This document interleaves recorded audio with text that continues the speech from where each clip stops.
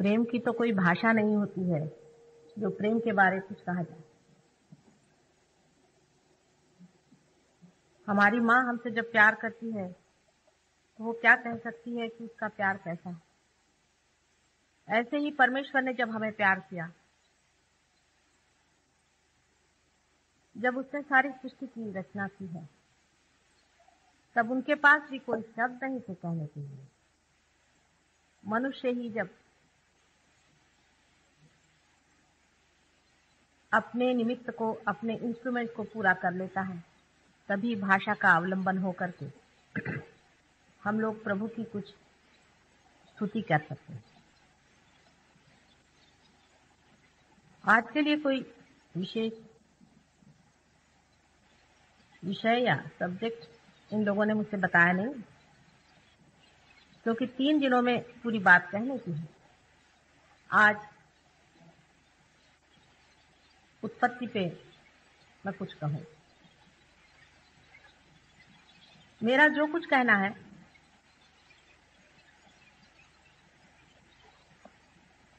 वो हाइपोथेटिकल है। हर एक साइंस में पहले हाइपोथेसिस होता है। हाइपोथेसिस का मतलब है कि अपनी जो कुछ खोज है, उस खोज के बारे में उसकी विचारणा जनसाधारण के सामने रखी जाती है। उसके बाद देखा जाता है कि जो कुछ कहा गया है उसमें सत्य कितना है, फैक्ट कितना है, फैक्चुअल कितना है। जिस दिन वो चीज सिद्ध हो जाती है, उसी दिन उसे लोग साइंस के कायदे या लॉ समझते हैं। उसी प्रकार मेरा सारा कहना ही आप लोगों के लिए, अधिकतर लोगों के लिए बिल्कुल हाइपोथेटिकल है, लेकिन उसकी सिद्धता भी हो सकती है और दिखाई जा सकती है। इसके अलावा आदिकाल से अनेक दृष्टों ने जिसको देखा है, जिसे जाना है और किताबों में लिख रखा है, उससे भी उनकी पुष्टि हो सकती है। किंतु जो कुछ भी लिख दिया है उसकी पुष्टि सिर्फ पढ़ने से या किसी को मान लेने से नहीं होती है, किंतु उसका अनुभव स्वयं से ही होना चाहिए। आज सृष्टि की उत्पत्ति की बात मैं आपसे कुछ करना चाहती हूँ। प्रथम का दिवस है और उसका सहज योग से क्या संबंध है वो भी बताना होगा।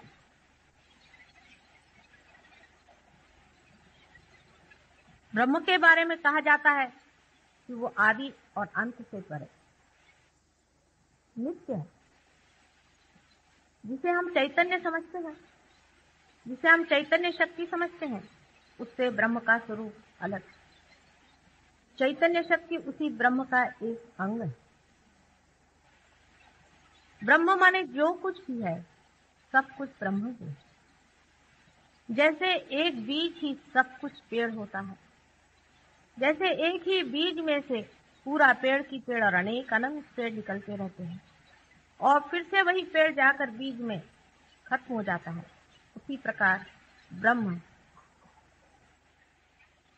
अनेक प्रकार विकारों में प्रादुर्भावित होता है, मैनिफेस्टेशन होता है, और अंत में फिर वही बीज बन जाता है और फिर बीज से अनेकानेक अनंत विश्व उत्पन्न होते हैं। जैसे कि एक पेड़ का बीज होता है, ऐसे ही ब्रह्म का भी बीज समझ लीजिए, जिसे हम ब्रह्म बीज कहें। हर एक बीज की अपनी सृजन शक्ति होती है। हर एक बीज सृजनात्मक होता है। इसी प्रकार ब्रह्म की जो सृजन शक्ति है, वही ब्रह्म और उनकी ब्रह्म शक्ति के नाम से जाना जाता है।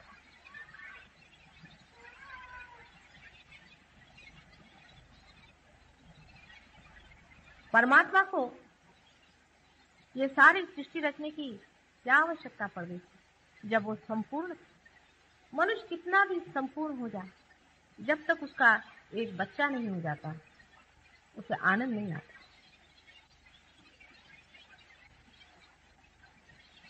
उसको ऐसा लगता है मैंने जो कुछ भी कमाया ये किसके लिए, इसीलिए संसार में बहुत से लोग होते हैं जो बहुत धनी होते हैं, अगर उनके पास एक बच्चा नहीं होता तो वो बहुत प्रयत्न करते हैं कि किसी तरह से उन्हें एक बच्चा हो, कम से कम एक बच्चा हो जाए कि ये जो कुछ उनके पास है संचित वो किसी को दे सके, किसी को रिवील कर सके। इसी प्रकार परमात्मा को जब प्रेम हुआ, उनके हृदय में जब प्रेम स्पंदित हुआ, उसी वक्त उनके अंदर से बहने वाली उनकी शक्तियां संचित होकर के आद्य शक्ति या ब्रह्म शक्ति स्थापित हो गई। अब बीच में बचा हुआ जो कुछ भी है वही ईश्वर और परमात्मा। इसके लिए साइंस वाले मुझसे बार बार ये कहते हैं कि हम ईश्वर को नहीं मानते। आप ईश्वर को न माने, लेकिन अपने हृदय को अगर मानते हैं, इस हृदय में जो स्पंदित है वो क्या है? इस हृदय में जो स्पंदित है वही ईश्वर, जो परमात्मा है, वही आत्मा स्वरूप हमारे अंदर हृदय में स्पंदित है और हर समय हमारा साक्षी, हमारे हर एक कार्य का वो साक्षी है और हर एक चीज वो देखता है। वही आत्मा है, उसी को लोग स्पिरिट कहते हैं, स्पिरिचुअल कहते हैं, उसी को लोग सोल, जीवात्मा, जब वो जीव धारणा करता है तो उसे जीवात्मा आदि शब्दों से जानते हैं। ये जो अपने हृदय में बसा हुआ एक साक्षी स्वरूप परमात्मा है, उसकी शक्ति जो शुरुआत में आद्या शक्ति,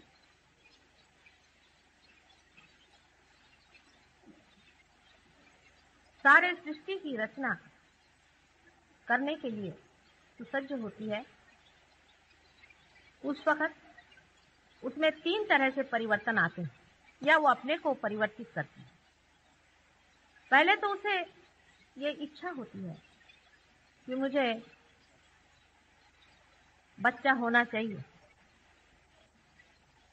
सृष्टि होनी चाहिए, क्रिएशन होना चाहिए। इस इच्छा के कारण ही वो अपने अंदर तमोगुण धारणा करती है। इसके बारे में भी पहले मैंने आपको बताया हुआ है कि वो किस दिशा में चलती हैं और किस तरह से होता है।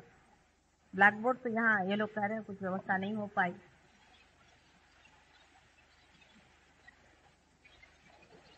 पहले जो इच्छा की जाती है, इच्छा करना आवश्यक, उसी से तमोगुण का वलय तैयार होता है।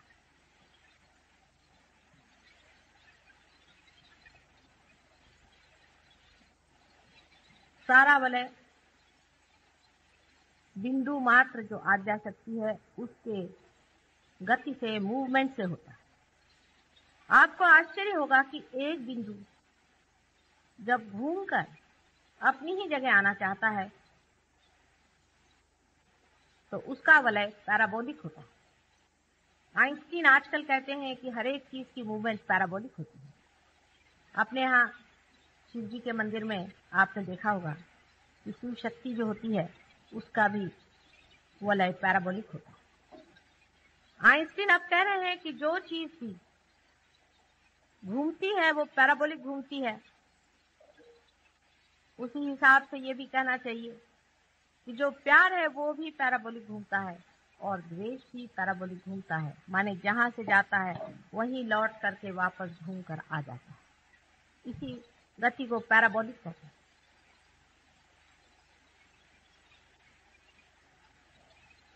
इसी प्रकार से पहले वलय के आकार को हम कह सकते हैं कि जिसने तमोगुण की रचना संसार में की। जैसे एक पंखे में 3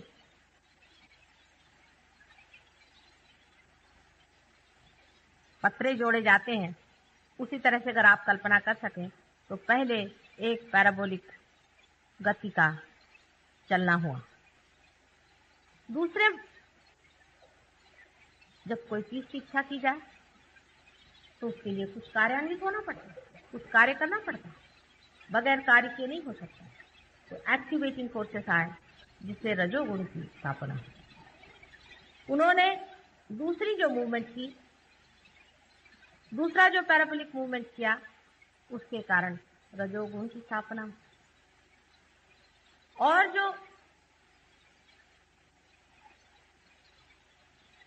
एक्टिविटी हुई, जो कार्यान्वित हुई, तो इच्छा ये हुई कि अब अपना प्यार उंडेल दें उस क्रिएशन, अपना प्यार उस सृजन किए हुए अपने बच्चे पर उंडेल दें। यही रेवोल्यूशन है और यही सत्व गुणों की रचना करता है। इस तरह से आप सोच सकते हैं कि एक ही चीज 3 बार घूम करके 3 गुणों को किस तरह से बनाती है और उसके ही अनेकविध परम्यूटेशंस एंड कॉम्बिनेशन, मिलने जोड़ने घटाने से ही बनने वाली ये सारी सृष्टि, और उसमें ही फिर एक पृथ्वी की रचना होती है। पृथ्वी की रचना भी पैराबोलिक ही मूवमेंट से होती है।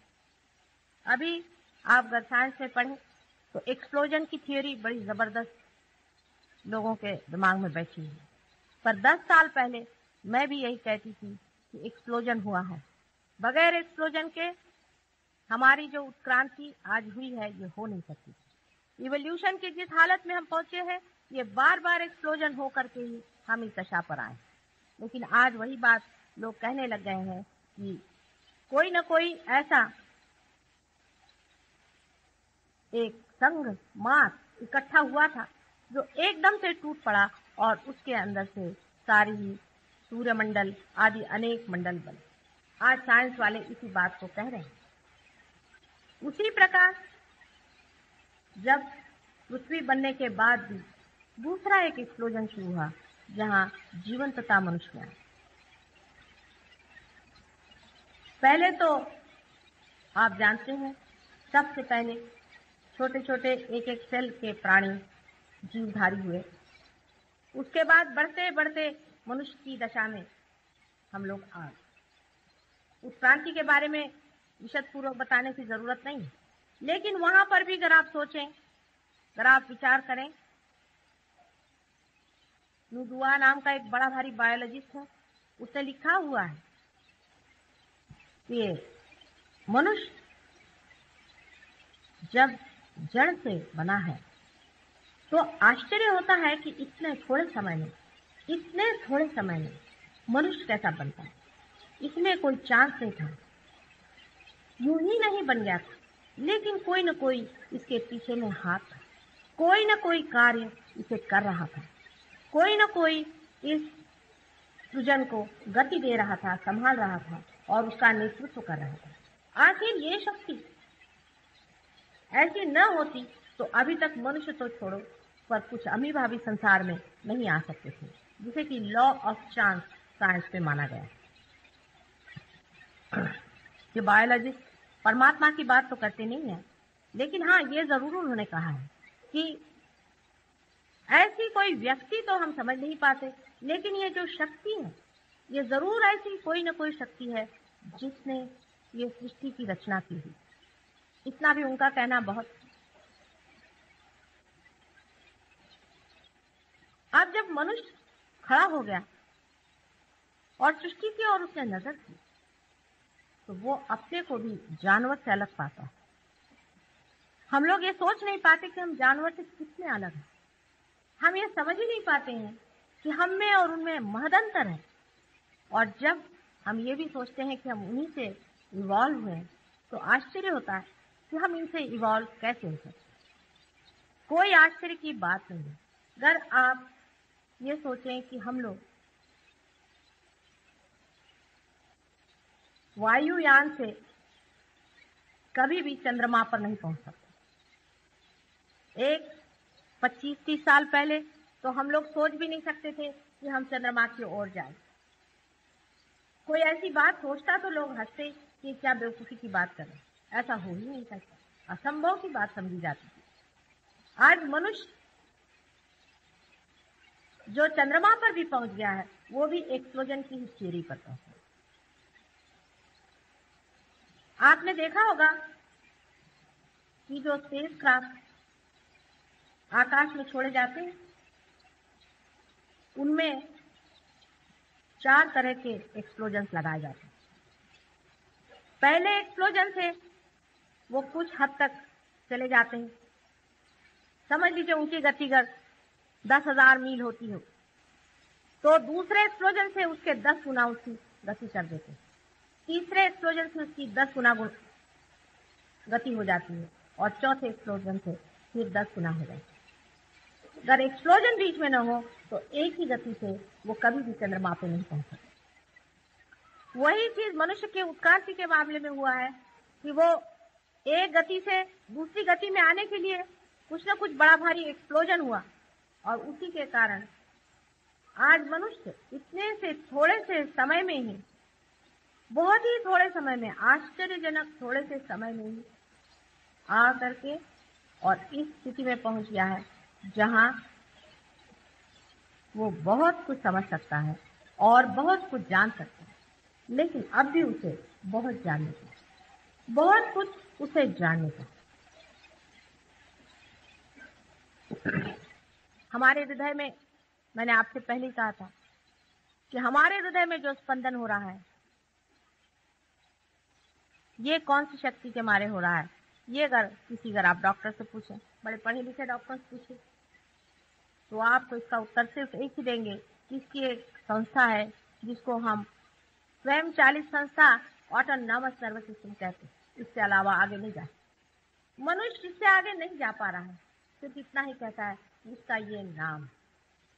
अगर हम कल कहें कि हमारे देश की राज्य व्यवस्था कैसे हो रही है, तो हम सिर्फ नाम दे दें कि इसमें एक गवर्नमेंट ऑफ इंडिया नाम की संस्था है और वो ये कार्य कर रही है, तो ये कोई बड़ा साइंटिफिक जवाब तो नहीं है, क्योंकि वो संस्था क्या है, वो कैसे कार्यान्वित है, वो कैसे चल रही है, इसके बारे में तो कुछ जाना ही नहीं।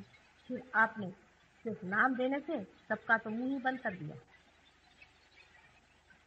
सिर्फ नाम देने के लिए ही तो सारे साइंस की उत्पत्ति नहीं हुई है, किंतु ये बताने के लिए कि ये शक्ति, ये सृष्टि, ये सृजन, ये सब क्यों, कहाँ, कैसे हो।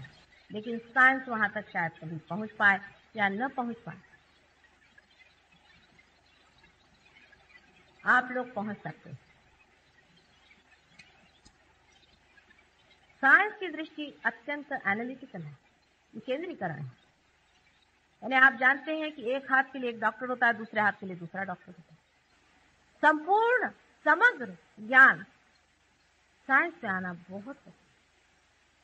जैसे कि एक पेड़ में बहुत से फूल खिले हुए हैं और हर एक फूल को देख रहा है और उसके बारे में जांच पड़ताल कर रहा है, और कोई कह रहा है कि इसका रंग पीला होता है, कोई कह रहा है नीला होता है, लेकिन कोई अगर उस चैतन्य में या उस रस में जिससे कि सारी ही सृष्टि उस पेड़ की हुई है उतर सके, तो वो बता सकता है। जबकि वो स्रोत पे पहुंच जाए, सोर्स पे पहुंच जाए, तो वो बता सकता है इसकी सृष्टि कैसी, ये अलग अलग फूल क्यों हैं, इनके अलग अलग रंग क्यों हैं, ये पत्तियां अलग अलग क्यों हैं, क्योंकि आपने उसका जड़ पकड़ा।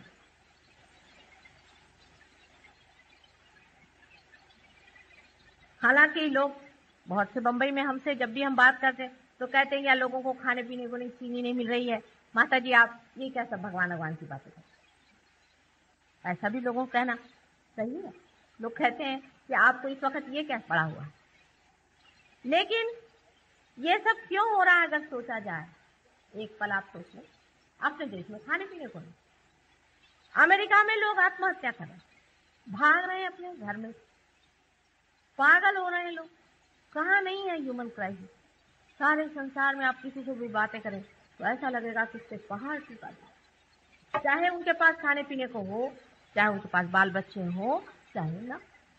संसार में कहीं भी कोई एक ही सुखी जीव तो नहीं दिखाई देता। अगर यही बात है कि सिर्फ खाने पीने ही से आप सुखी होने वाले हैं, तो जो लोग अत्यंत सुखी इस मामले में हैं वो भी मुझे कभी भी सुखी नहीं दिखाई। क्या कारण है कि क्या वजह है कि वो भी मानो टूटे हुए चले जा रहे हैं। खत्म हुए से चले जा रहे हैं। इसका कारण यही है कि जो पेड़ अत्यंत बाहर बढ़ जाए और विशाल हो जाए बाहर और अपने स्रोत पे जाकर न बैठे, अपने स्रोत को न पकड़े, अपने सोर्स को न पकड़े, वो पेड़ जरूरी है कि टूट जाए।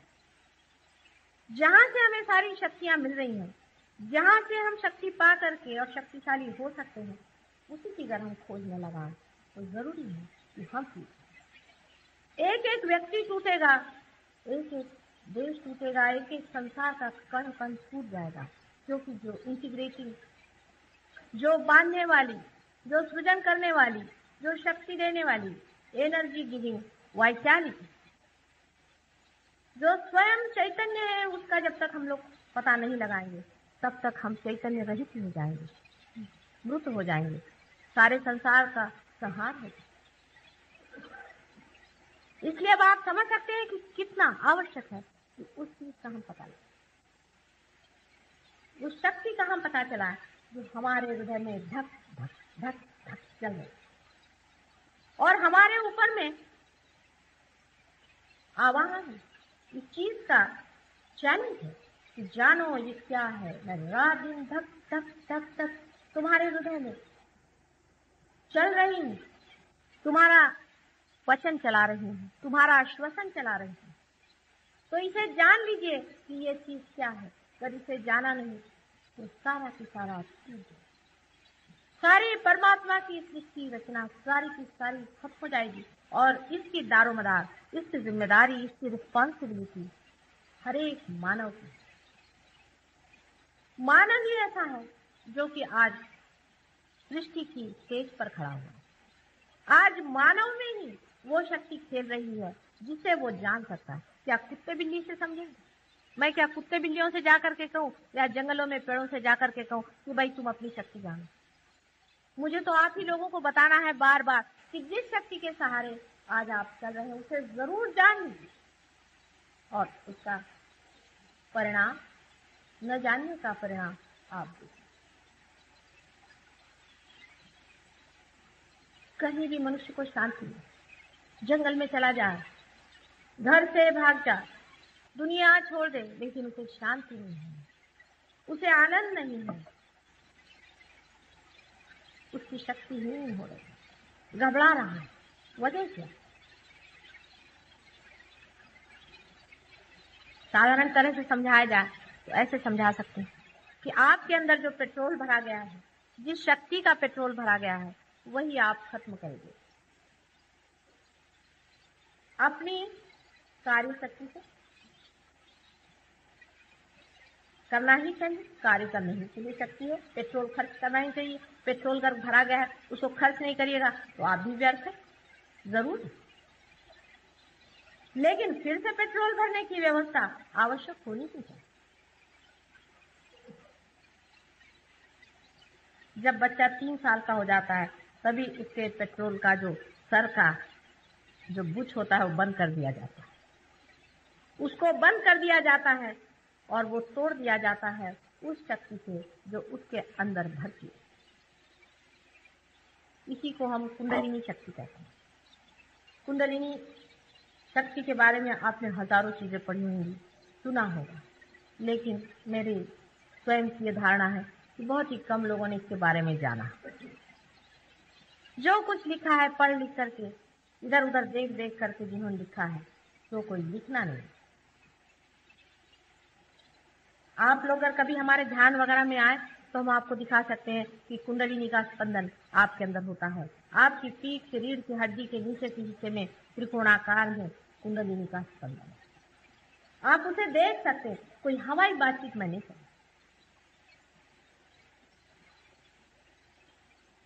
उसका स्पंदन, उसका उठना और चढ़ना आप अपने हाथ से देख सकते हैं।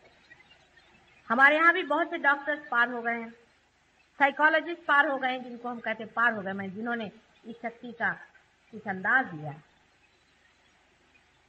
ये लोग इस बात को मान, लेकिन उनकी बात कौन सुनता है, मेरी बात कौन सुनता है? पता नहीं 10 साल बाद, शायद 10 साल बाद अगर अमेरिका से बात आएगी तो हम लोग सुनेंगे, क्योंकि कि हम विश्वास ही नहीं कर सकते कि ऐसा कोई कर सकता है और एक भी साधारण गृहिणी ऐसा कार्य कैसे कर सकती। वास्तविक बचपन से ही मैं कुंडलिनी देखती थी और इसके बारे में सब कुछ जानती थी, लेकिन मैं ये नहीं समझ पाती थी कि मनुष्य का क्या सोचे, मनुष्य ऐसा क्यों है, मनुष्य नाटक देखते देखते ऐसा क्यों सोचता है कि वही शिवाजी महाराज वो नाटक खेल रहा है, ये क्यों भूला हुआ। छोटे बच्चे हैं, कोई खेल रखते तो खेलते हैं, उसके बाद सब फेंक देते, कोई भी उस खेल से चिपकते, और हम लोग किसी खेल को ऐसा समझते हैं कि वो हमारा ही खेल है। छोटे बच्चे भी मकान बनाते छोड़ देते हैं, उसके बाद कुछ और इकट्ठा लेते उसको छोड़ देते हैं। मेरे ध्यान में बच्चे आते हैं, मुझसे पूछते हैं, माता जी आप डॉक्टर डॉक्टर क्यों खेल रहे हैं। वो सोचते हैं सारा संसार खेल है, फिर बड़े होने पर हम क्यों इसे सोचते हैं कि ये खेल है। इतनी सीरियस होने की कौन सी बात। बड़ी अजीब सी बात है। बहुत दिनों से मैं मजाक बताती हूँ कि कुछ लोग प्लेन से जा रहे थे, अपने सर पे उन्होंने बोझा उठा लिया, तो किसी के समझ नहीं आया। उन्होंने कहा साहब आप ये क्या कर रहे हैं। उन्होंने कहा कि साहब मैं तो ट्रेन का बोझा जो है वो हल्का कर रहा हूँ। बड़ा सीरियसली कहा उन्होंने।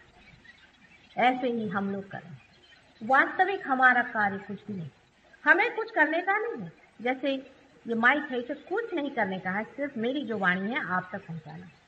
लेकिन अगर ये माइक समझे कि साहब मुझे को बोलने का है तो मुझे तकलीफ होने लग जाती, और अगर ये बोलने लग जाए तो मेरा बोलना खत्म हो। हम कुछ करते नहीं हैं। जैसे ये उंगलियां अगर कभी सोचने लगे इसमें से एक उंगली कि मैं अलग हूं, मुझे कुछ कार्य विशेष करने का, ये उंगली इस शरीर से ही संबंधित है और उसी शक्ति पर चल रही है जिससे ये शरीर भी चला। ये उसी का पार्ट एंड पार्सल, उसी का एक अंग मात्र। अब ये कहना कि ये जो उंगली है ये अलग से ही कुछ हो गई है, हो सकता है ये उंगली बधिर हो गई, ऐसा सोच रही है। हो सकता है कि हम भी किसी कारण बधिर हो गए हैं या हट गए हैं उस शक्ति से थोड़ी देर के लिए। ये जितनी भी यहाँ बिजलियां जल रही हैं आप जानते हैं, इसमें एक ही शक्ति चल रही है, पर हो सकता है कि इसमें से एक बल्ब निकाल करके उसे एक अलग से एक बैटरी में लगा दिया जाए, जो बैटरी खुद ही इस बिजली से चार्ज। हो सकता है कि आप सब अपनी अपनी शक्ति लेकर किसी कारण अलग हो गए, और है ही मनुष्य के अंदर दो शक्तियां ऐसी चलती हैं, एक से तो वो भरता है और एक से इस्तेमाल करता है, जिसके कारण स्वरूप उसके अंदर में अहंकार और प्रतिहंकार, ईगो और सुपर ईगो नाम की दो संस्थाएं तैयार होकर के उसे पूरी तरह से ढक देती हैं, और उस कारण वह उस सब ओर फैली हुई ऑल परवेडिंग शक्ति से वंचित है। सिर्फ मुझे आपका यही खोल देने का है। जैसे ही ये खुल जाता है आप उस शक्ति को जानने लगते हैं और एकदम आपके अंदर शांति। इतना ही नहीं कि आपके अंदर शांति आ जाती है, पर समग्रता आ जाती है, इंटीग्रेशन। आप पूरी तरह से रिलैक्स। ये बहुत आवश्यक है, और जो भी आवश्यक होता है वो होता ही, होना ही पड़े। जैसे कि जब कोई चीज गिरती है तो हम हाथ उसको लगा ही देते हैं, ऐसे ही परमात्मा ने यह गिरते हुए संसार को बचाने के लिए सहज योग का आपके सामने में आविष्कार दिया है। सहज योग मेरा आविष्कार नहीं है, आविष्कार कोई सा भी हमारा होता ही है। जैसे अगर हम ग्रेविटी का पता लगाएं तो वो कोई हमारा आविष्कार नहीं है, ग्रेविटी तो वहां थी ही, उसका सिर्फ पता लगा लिया। जो आपके अंदर चीज है, जो आपका जन्मसिद्ध हक है, उसे मैंने पता लगा लिया है कि आप उस चीज को पा सकते। और बस इसी पता लगाने के लिए मैंने बहुत इसमें समय बिताया, और इसका पता लग, इसका पता आपको घर घर पहुंचाना होगा। इससे आप देखिए आपके सारे ही प्रश्न पूछ, विशेषकर आज का जो हमारा युवक वर्ग है, उसके और देख करके आप लोगों का जी घबराता कि इनको क्या हो गया, उद्ध्वस्त हो गया, जैसे कि इनकी कोई पकड़ ही नहीं रह गई, इन पर कुछ तो होना चाहिए। सहज योग के सिवाय कोई इलाज नहीं, उनको ठिकाना नहीं। बच्चों पे तो सहयोग इतने जल्दी बनता है, इतने जल्दी बच्चे इसे पाते हैं। मैंने जब भी स्कूलों में ये व्यवस्था करी और जब जब मैं गई हूँ, मैंने देखा कि 100 बच्चों में से 80 बच्चे हो गए। वही स्कूल के बच्चे जब बड़े हो जाते हैं, हाई स्कूल में जाते हैं, उनको ज़रा समय लगता है, उनमें यही संख्या 60-70 आ जाती। पर कॉलेज के बच्चे हिंदुस्तान के पता नहीं किस चोरी से बने हुए हैं कि बहुत मुश्किल काम, बहुत ही मुश्किल काम है। कुछ कुछ यूनिवर्सिटीज में लोगों ने मुझे इनवाइट किया तो उनके वाइस चांसलर आकर कहले, माता जी आप मेहरबानी करिए, हम लोग की नाक कट जाए, ये बच्चे बिल्कुल बंदर जैसे, आपको नोट था। मैंने कहा तुम मेरे ऊपर तो छोड़ो, नहीं कहला हम नहीं करने देंगे। तो ऐसा मारा है इन्होंने, ऐसा किया, संभल के रहे। हिप्पिज्म तो अमेरिका में आया है, लेकिन यहाँ जो आने वाला है उससे आप बच के, उसकी ओर से अपनी दृष्टि हटा देने से कोई सा भी प्रश्न हल नहीं। अगर आप वास्तविक अपने देश की उन्नति और देशों की भी भलाई के विचार से कभी भी सोचते हो तो ये सोच लीजिए कि सारे दारो मदार इन युवकों का, इनको सहयोग से ही ठीक करना पड़ेगा। सहयोग माने परमात्मा का प्रेम, और ये सिर्फ वही कर सकता है जो स्वयं रियलाइज, जो स्वयं उस प्रेम से प्लावित हो और जिसके अंदर से शक्ति बह रही है, वही ये कार्य कर सकते हैं। जितने लोग सहयोग में पाएंगे वही लोग अंत में सारे सृष्टि पर निर्भर हैं। पर ऐसे हैं कि बड़े कठिनाई से, आपको आश्चर्य होगा, 5 साल बहुत मेहनत करने के बाद बंबई में असल में जिसको कहना चाहिए रियलाइज 1000 आदमी है, बड़ी मुश्किल, वो भी साइज वो इतना नहीं, और उसमें से कोई 11 आदमी ऐसे हैं कि जो दूसरों को पार करते। अमेरिका में बहुत जल्दी लोग पार हो जाते हैं, लेकिन साइज तो कठिन है उनका। रोज ही वो लोग गुरु बदलते हैं, रोज ही वो कुएं खोदते हैं, सोचते नहीं, समझते हैं, इसकी गहराई को मापते हैं। ये कितना अत्यावश्यक है उसे हम जानते हैं, इसकी कितनी जरूरत है उसे हम समझते हैं। जिस वक्त हम इसे समझ लें, वो क्षण हमारे देश के लिए क्या, सारे विश्व के लिए बड़ा ही भाग्यशाली है। हमारा चिल्लाना तो बना ही रहेगा, हमारा कहना तो बना ही रहेगा। एक माँ है, पुकार पुकार के अपने बच्चों से कितना समझा, लेकिन भूख भी तो लगनी चाहिए। अगर बच्चों को भूख ही नहीं है तो उनके सामने क्या दौड़ दौड़ के पैर पड़ पड़ के कहा जाए। जो लोग पार हो जाते हैं, जो इस शक्ति से परिपूर्ण हो जाते हैं, उनको कोई भी बीमारी नहीं आती, और आने पर भी वो उसे ठीक कर सकते हैं, क्योंकि ये ज्ञान भी न दिया जा सकता कि इस बीमारी को इस शक्ति से कैसे किया। आपके हाथ में से धीरे धीरे बहने वाली ये जो लहरियां हैं, जिसे कि चैतन्य लहरी आदि, बहुत पहले से कहा गया, आदि शंकराचार्य ने भी अपनी किताबों में लिखा हुआ है, लेकिन उनको आजकल पढ़ता कौन। इस लहरियों से ही आप दूसरों का भी भला कर सकते हैं, अपना तो भला हो ही जाए। ऐसे लोगों को निरोगी बनाता है, ऐसे लोग दूसरों को निरोगी बनाते हैं और दीर्घायु। इतना ही नहीं कि आयु ज्यादा होती, लेकिन आनंद में रहते। इतना ही नहीं कि आनंद में रहते हैं, लेकिन उनके अंदर में कलेक्टिव कॉन्शियसनेस, जिसको कि हमें कहना चाहिए समचेतना, इसका कोई आज तक कोई आविष्कार ही नहीं है। लोग जानते ही नहीं कि समचेतना की कहने वाले, जैसे यूंग ने बहुत बार समचेतना पर कहा है, लेकिन कोई साफ साफ बात नहीं। आप अगर ध्यान में आकर के इसे पालें, मेडिटेशन में आकर इसे पालें, तो आप समझ जाइएगा कि समचेतना हम क्या कहते हैं। इसका अर्थ सिर्फ यही है कि आपके अंदर जो चेतना है उसे हम जान रहे हैं, आपके अंदर की कुंडलिनी को हम समझ रहे हैं, और जब हम आपकी कुंडलिनी धीरे धीरे अपने प्यार से उठा रहे हैं, तब उसकी रुकावटें भी हम समझ रहे हैं और उसको भी हम हटा रहे हैं। यहाँ बैठे बैठे आप निक्सन की कुंडलिनी देखें, आश्चर्य की बात, लेकिन देख सकते, देखते ही साथ आप समझ सकते हैं कि किस परेशानी में वो बैठे हैं, उनको क्या तकलीफ है, कहाँ रुकावट है, चैतन्य कहाँ रुका। यह कोई बायस चीज नहीं होती, कोई एक विचार से नहीं कि किसी को आप नफरत करते हैं, किसी से आपको दुश्मनी है, ये नहीं। कि सोचते हैं, आप सोचते हैं कि उसको किस तरह से दे दें, देते ही साथ वो जो जिसे आप दे रहे हैं उसका भला ही है, उसका हित ही होगा, अहित नहीं होगा। इससे बढ़ के और कोई जन सेवा और समाज सेवा भी नहीं, क्योंकि इसमें मनुष्य करते वक्त ये नहीं सोचता है कि इस हाथ से इस हाथ का हमसे भला करें। ये तो दोनों हाथ जब एक ही हो गए और इसमें जब दर्द हुआ तो अपने आप ऑटोमेटिकली आप इसको ठीक है। सहयोग यानी क्या है, इसका अर्थ क्या है, इसके लिए आगे कैसे बढ़ना चाहिए, इस पर मैं कल बताने वाली हूँ। लेकिन आज मैंने यही भूमिका बांधी है कि सहज योग के सिवा संसार का तारण नहीं, सैल्वेशन नहीं। बाकी जितने भी योग हैं उनसे और चाहे जो भी होता होगा, लेकिन सैल्वेशन नहीं होता, तारण नहीं हो सकता। अगर संसार का तारण करना है तो सहज योग का ही अवलंबन करना चाहिए, जो परमात्मा का अपना ही मार्ग, वही ये कार्य कर रहे हैं। सिर्फ आपको जानना मात्र। दुख सिर्फ इतना है कि सहज योग में आपकी स्वतंत्रता पर ही सकते हैं। अगर आप इसको पूरी तरह से सोच विचार से, अंदर की आर्थिकता, अंदर की प्यार से नहीं चाहेंगे, ये काम नहीं करेंगे।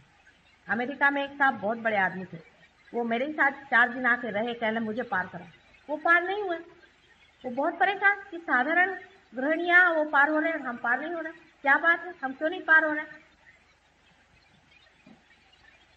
तो मैंने उनसे कहा कि आप नहीं पार हो रहे, इसका कारण मैं नहीं हूं, इसका कारण आप हैं। मैं तो प्रयत्नशील हूं कि इसको पार करूं, उनको पार करूं, लेकिन इसका कारण मैं नहीं हूं कि आप पार नहीं हो। वो पूछने लगे कि फिर कारण क्या। मैंने कहा कारण ये है कि अंदर से वो प्यार जगा, वो आर्तता जगी नहीं जो अपने प्रति भी होनी चाहिए। जिस दिन वो प्यार जग जाएगा तो स्वयं ही पार हो जाएगा। दूसरे दिन सवेरे 4 बजे नहा करके वो बैठते और पट से पार हो। ये हो जाता है, जिसमें में बहुत ही अद्भुत, लेकिन है ही अद्भुत, लेकिन बहुत कुछ अद्भुत संसार में होता है। उसी तरह से ये भी कुछ घटित होना है तो उसे स्वीकार कर, उसको अपनाना, उसके बारे में शंका कुशंका करने से कुछ भी कार्य। आज उत्पत्ति से लेके मनुष्य तक पहुंचा दिया है आप लोगों को, और मनुष्य से मनुष्य को आगे कहाँ जाना है उस और भी इशारा है। लेकिन हमारे इशारे करने से भी और कहने से भी कार्य नहीं होगा। आपके अंदर ये मांग है या नहीं, आप इसे चाहते हैं या नहीं, आप अपनी शांति को पूरी हृदय से चाहते हैं या अभी भी कहीं जड़ता में ही फंसे, इस पर बहुत कुछ निर्भर है। कल सहयोग माने क्या, सहयोग से कैसे प्राप्ति होती है, आदि विषयों पर मैं आपके सामने विस्तार पूर्वक कहूँ। आज सबका विचार ये भी था कि ध्यान करे बगैर तो कुछ माता जी के भाषण में अर्थ नहीं, और सच बात, ध्यान तो होना ही है। जिन लोगों को ध्यान में जाना हो और इसे प्राप्त करना हो वो लोग रुक जाएं, थोड़ी देर में ध्यान भी होगा, और ध्यान के बाद हम देखेंगे कि कितने लोग कुछ पा सकते हैं। कल सवेरे इन लोगों ने ध्यान का 9:30 बजे प्रोग्राम रखा है, वो भी आप लोग अटेंड करें। जो लोग आज पार हो जाएंगे वो भी, और नहीं होंगे वो भी, क्योंकि परमात्मा के लिए थोड़ा समय देना चाहिए। हम तो परमात्मा के लिए समय ही नहीं जोड़ पाते। हमारे पास सारे संसार के लिए, सिनेमा में जाएंगे 3 घंटे बैठे, लेकिन परमात्मा के लिए हम कितने घंटे देते हैं। हाँ, वही टाइम देते हैं जिसमें कि हम कुछ कर रहे हैं, माने या तो पूजा करें या उसको याद करें, उससे कोई फायदा नहीं। पहले आपका कनेक्शन तो लगने दीजिए। आपका कनेक्शन ही लगा नहीं है, बगैर कनेक्शन लगाए हुए आप किसे याद करें और किसी के बुला रहे हैं।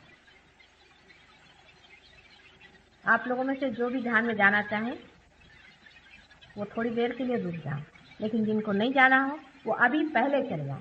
दूसरों को डिस्टर्ब करना नहीं चाहिए ध्यान के वक्त, क्योंकि जो दूसरे बैठे हैं वो आर्थ है, वो परमात्मा के खोजने वाले हैं, उनकी इज्जत करें। और बाद में ध्यान में उसको जाना नहीं होगा। करीबन ध्यान को भी 20-25 मिनट लग जाएंगे, ध्यान में हम देखेंगे। और जिनको जाना हो वो अभी चलेगा। ये रियलाइज लोग कहते जरा मागे बसले तर जास्त फायदा हो, मध्ये बसू नका। जो लोग रियलाइज हो गए वो पीछे की ओर बैठे।